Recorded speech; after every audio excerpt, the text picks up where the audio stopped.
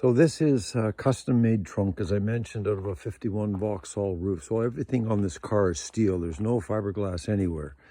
And then Keith fashioned the trunk, and then I inset the license plate into it. The struts are built in, and then the custom upholstery, all again in leather with the Ford name on it.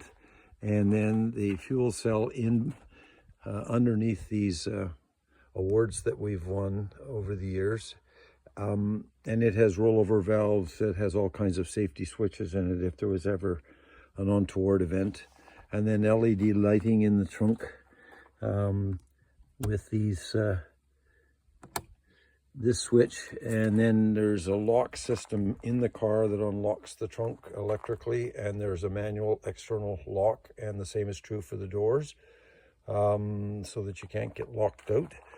And as I mentioned, this car's never been in the rain, but this roof or trunk fits very, very tightly.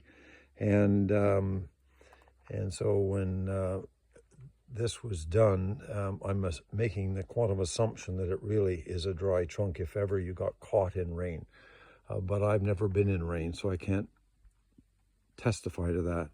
The power antenna is controlled from the dash. It's a Ford Lincoln 56 antenna, and it's recessed, and if water got in that hole, it has a drain tube below it that takes it out underneath the wheel well inside, so that you can't suddenly end up with water in that and have issues.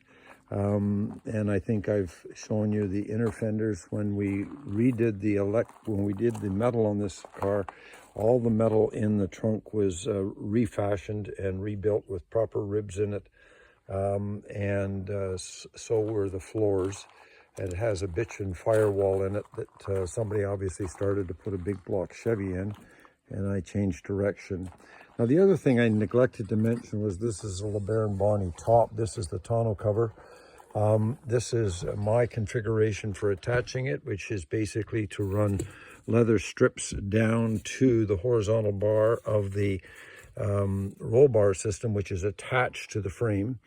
The top is a LeBaron Bonney top, as you can see in the still pictures, and the inside bows are all stainless steel Gertz bows.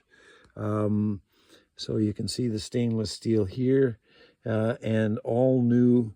And this upholstery, by the way, goes right around the back, and inside there's a shelf back there, plus 2 more speakers, and there's a spare tire in underneath this as well. That's one of these run flat tires that fits the wheels, so it gets you from A to B, but at slow speeds.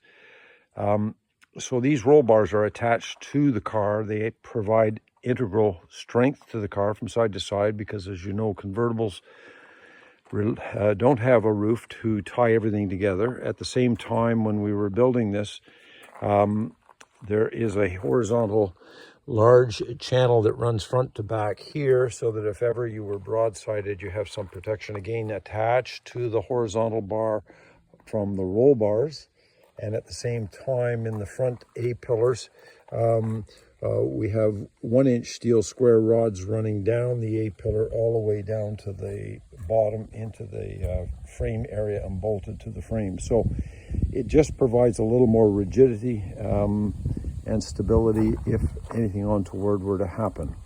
So this gives you sort of the final synopsis of the trunk. It's a 14-gallon Imperial gallon tank, which is bigger than your US gallon. That's 4.5, 3 liters for 4 liters per gallon, as opposed to your 3.86 if this car is sold in the States. And it's fuel injected. It's a 5-speed manual Tremec, so once you're on the highway and you're into the 5-speed mode, your RPMs drop down significantly. It's your overdrive, so it tends to be very fuel efficient on the highway. So that's the car. I hope